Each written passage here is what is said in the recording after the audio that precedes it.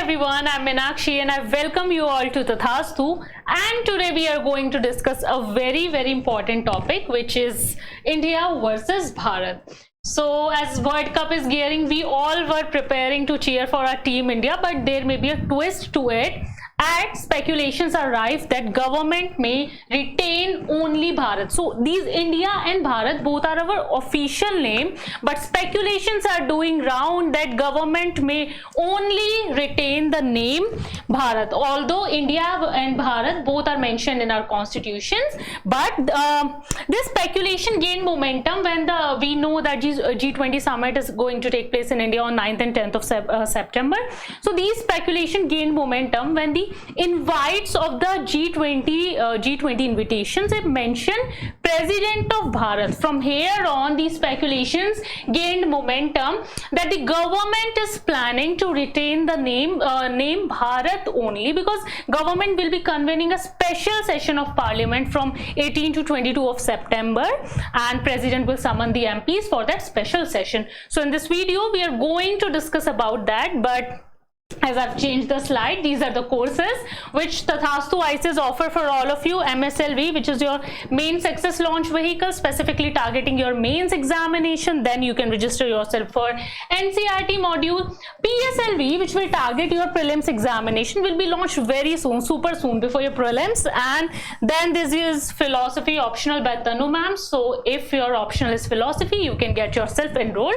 Also, you can inquire on these phone numbers, as well as you can visit the office on this address. So now let's start about a topic which we will be discussing: India versus Bharat, the constitutional provisions and the history of the origin of both the words. Before that, you can see this is our preamble. This is a preamble in English, this is a preamble in Hindi. So our preamble mentions we the people of India. So here it mentions we the people of India, and we know that preamble is the philosophy of our constitution. It is an introduction about our constitution, about the word sovereign, socialist, secular, democratic, republic, justice, social, economic, political, liberty, equality, fraternity. So basically it is the philosophy and soul of constitution. And the constitution, this preamble mentions we the people of India in English, and in Hindi it mentions hum Bharat ke log. So these words, these both the terms, the names of a country, India and Bharat, are used synonymously. In English we use India, and in Hindi we use Bharat. So the debate is that the government will retain only the name Bharat, and we will be dropping the name India. So sounds weird, but this is what the speculations are all about right now and what we are going to discuss. So this is our Article 1 of the Constitution. So this Article 1 of the Constitution mentions about the name of our country. According to Article 1, it states that India, that is Bharat. As I said, these both are our official names. India is used in, we have seen in English preamble, we saw that it is mentioned we the people of India, and in Hindi preamble hum Bharat ke log. So they both are our official names, and Article 1 clearly states that India, that is Bharat, shall be a union of states. So it is very clearly mentioned in our constitution that these both are our official names, and India, that is Bharat, is a union of states. An Indian constitution recognizes both India and Bharat as the official name of our country. So this is what Article 1 says about both the names. This is what our constitution says about both the names. So this picture, as you can see on your screen, this is the Article 1 in detail. So let's see it once. What does Article 1 says? India, that is Bharat, shall be a union of states. We have seen it. The Article 1 mentions about both the name as the official names of our country. Secondly, it says the state and the territories thereof shall be as specified in the first schedule. So first schedule mentions about it. Now moving on, the territory of India shall comprise. So according to Article 1, the territory of India should comprise the states, the territories of state, the union territories, and any other territories which India may acquire in future. It is mentioned in point number 3. So this is what Article 1 says in detail. This is what our constitution says about both the terms. Now moving on, apart from that, the Hindi version of the constitution, we have seen the Hindi preamble. So this Hindi version of the constitution recognizes Bharat for India throughout. So wherever the word India is used in English constitution, the Hindi constitution uses the term Bharat for it in the Hindi version. And there are a few examples we can see. For example, we say Indian constitution. In Hindi we say Bharat ka Samvidhan. On our passport it is mentioned Republic of India. In Hindi it is mentioned Bharat Ganrajya. We said in the preamble we have seen we the people of India. In Hindi we say hum Bharat ke log. And Article 52, which talks about our president, it says President of India, and in Hindi it says Bharat ka Rashtrapati. So these are the terms which are this is the term basically in Hindi constitution we refer India as Bharat. So these both are our official names. I hope this thing is clear to you now, that these both are our official name, India as well as Bharat. Both are used in our constitution. Now our national anthem, we sing with very pride our national anthem, and we there's a line which says Bharat Bhagya Vidhata. So Bharat term is also mentioned in our national anthem, and in many Indian languages, in our own Indian languages, we use term Bharat, Bharatvarsh and Bharatam very often. So this is what the Hindi version of the constitution says, and our national anthem also mentions the word or the term Bharat. Now from where did this term Bharat originated? What was the roots of the name Bharat? So we will be seeing what were the roots of the term Bharat. So first of all, for the first time it was used in the Rig Veda. So first time it finds its mention in the Rig Veda. Now this is very important for you. In Rig Veda it was not mentioned as a geographical entity or as a geographical area. We have geographical boundaries of our country. So in Rig Veda it was not this key, we have our map, that it was not the geographical entity. Although the word Bharat is mentioned in Rig Veda, it refers to a tribe. So at that time there was a tribe which was known as Bharat, which finds its mention in Rig Veda. So there was a popular king of that tribe, Sudas, who was a king and who belonged to the tribes of Bharat. And at that time there was a very famous historical battle known as Battle of 10 Kings, or this Dasrajan Yudh. So Sudas was the king of this Bharat tribe. He fought against those 10 kings and he emerged victorious in this battle of 10 kings. So he emerged victorious in this battle of 10 kings, which was popularly known as Dasrajan Yudh, because 10 kings were fighting and Sudas was fighting from this Bharat tribe and he emerged victorious. Now after this, the rule of Sudas, who belonged to this Bharat tribe, was established throughout this upper Ganga basin, and people, they began recognizing themselves with the Bharat tribe, and that is why that Rig Veda also mentions this Bharat Majanam and this Bharat Putra. So this was basically a tribe which is mentioned in Rig Veda. Bharat was a tribe. Bharat is mentioned as a tribe in Rig Veda, not as a geographical entity. I hope this is clear to you. Now moving to the second source from where this term Bharat originated. Our second source is, our second reference is Mahabharat. So this idea of Bharatvarsh, in Rig Veda it was just a tribe, and a popular king belonged to that tribe, who conquered 10 kings. Then he established his rule over this Gangetic Valley, and the people began recognizing themselves with that popular tribe, and they came to be known as Bharat. That was about the reference mentioned in Rig Veda. Now Mahabharat, from here on, this idea of geographical entity started emerging. The idea of Bharatvarsh as a geographical entity originated from over here. Here also a story of a king is mentioned popularly, and the king was known as Bharat Chakravartin. He was son of King Dushyant of Hastinapur and Queen Shakuntala, and he was an ancestor of Pandavas and Kauravas. We know about Pandavas and Kauravas who fought this battle of Mahabharat, and he was a legendary emperor and also a descendant of Kshatriya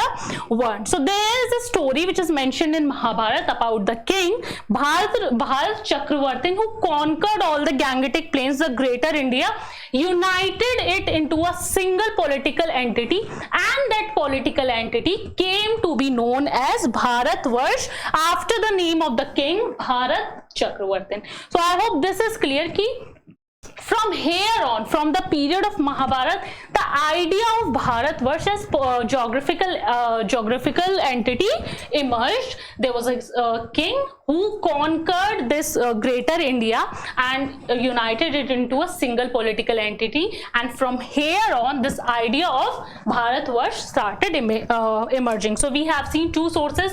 In Rigved it was mentioned as a tribe. In Mahabharata it started emerging as the term Bharat was acknowledged with this geographical entity. Now moving on towards Vishnu Puran. So this word Bharat also finds its mention in Vishnu Puran. There's a shlok which is mentioned in Vishnu Puran. So the shlok says, I'll read the shlok.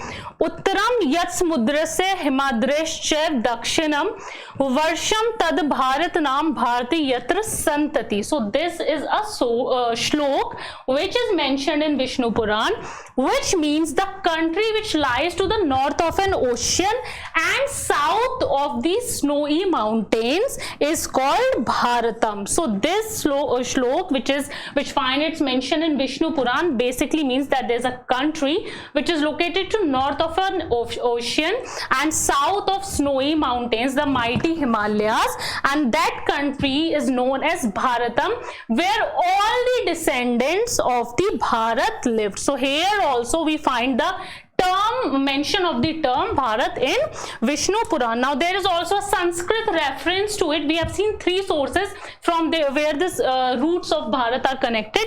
Now there is also Sanskrit reference. So this Bharat, this Ganraj is basically meaning in Sanskrit or simply Bharat, and Bharat is known as Agni in Sanskrit, and the root of this word Bhar, if we can break this word into two, the word Bhar means to bear or to carry or to be maintained, and which translates to what it does it translate to one who is seeking knowledge. So there is also some Sanskrit references to it. So this was our source number 4.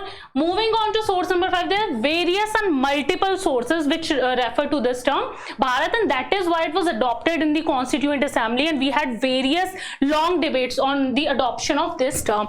Now moving on, this I hope you can see over here. This is Hathi Gumpha inscription which belong to the Kharavela king. So this is important bits for your prelims, that Hathi Gumpha inscription belonged to the Kharavela king, and in this inscription it is mentioned that a Jain king sent an expedition to conquer the Bharatvarsh. So this word known as Bharatvarsh, the geographical entity, is mentioned in the Hathi Gumpha inscription of the Kharavela king. So I hope these all sources are clear to you from where the roots of the word Bharat originated. Also there's one more source of our first Prime Minister Jawaharlal Nehru. We know he wrote a book which was known as Discovery of India. So in that book he used India, Bharat, and one more term, Hindustan. So we will also see the origin of this term Hindustan. So what our first Prime Minister did in his book, he used these three words, India, Bharat and Hindustan, synonymously or interchangeably for each other.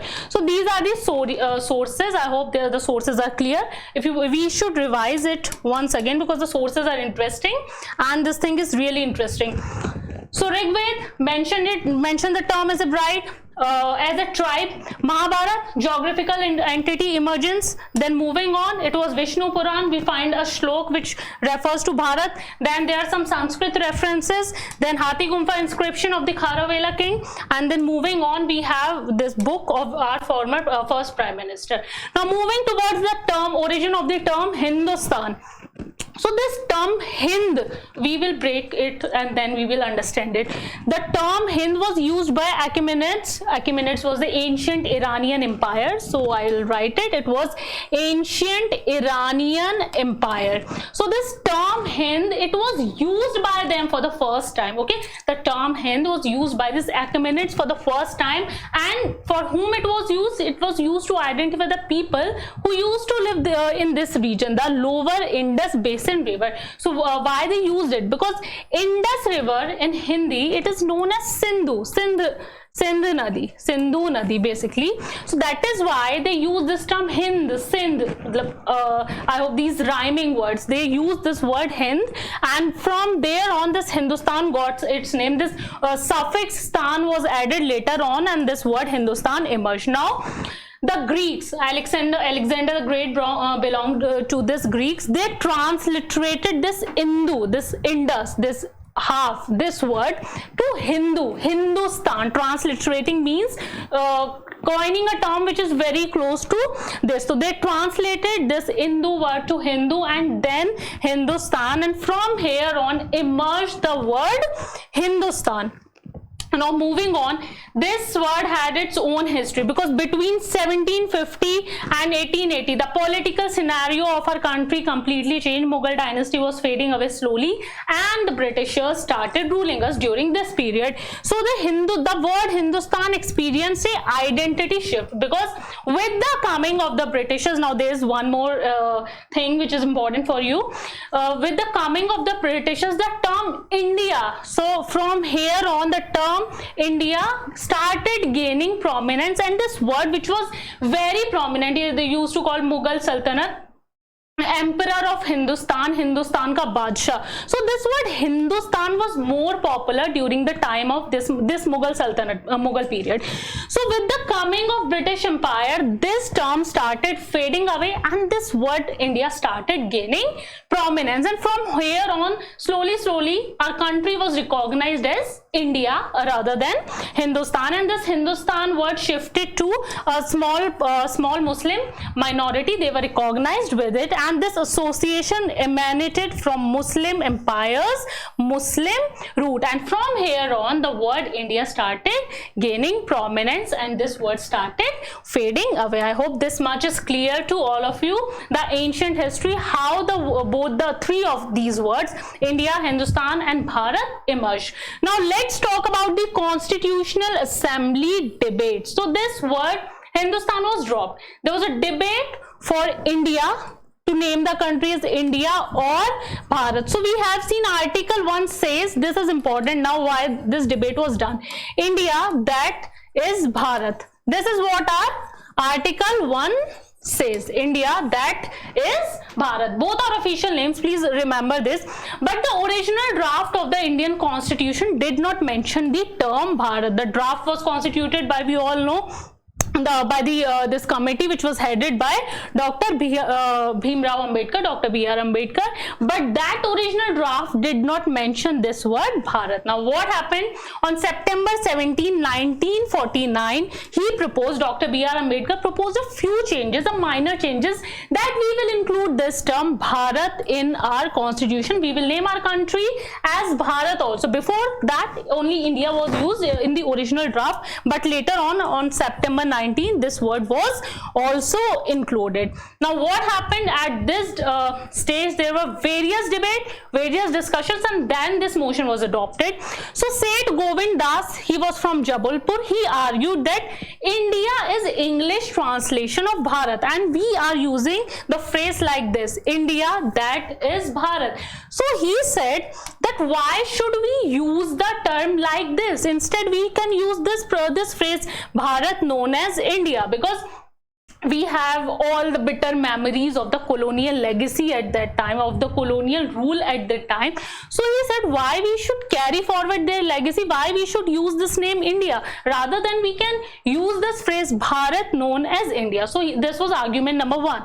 Then there was argument number 2 which was done by Hari Vishnu Kamath. So he gave this example of the Irish country, that it was one of the few modern world who changed its name after achieving freedom. So you can see this is the passport of Ireland. Now you'll understand. First let's see this.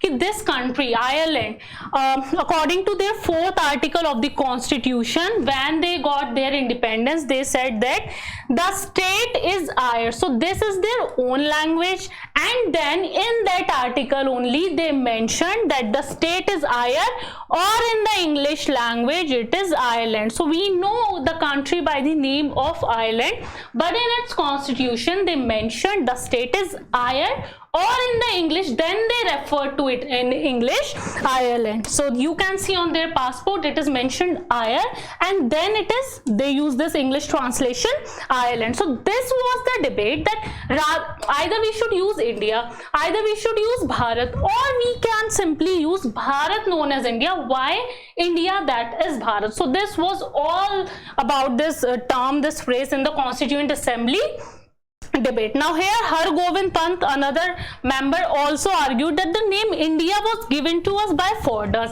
and they robbed us of our wealth, they robbed us of our freedom, they robbed us of so many things. Why should we carry their legacy forward? Why should we use their name? So at this point, Dr. B.R. Ambedkar, he just concluded, see, we are not here for these civilizational debate, because we are using both the names. We are using India, we are using Bharat as well. We are not doubting whether we should use India, whether we should use Bharat. We are using both the names. So Dr. B.R. Ambedkar at this stage said that we are not discussing about the civilizational identity, that who gave the name India, from where did this Bharat emerge.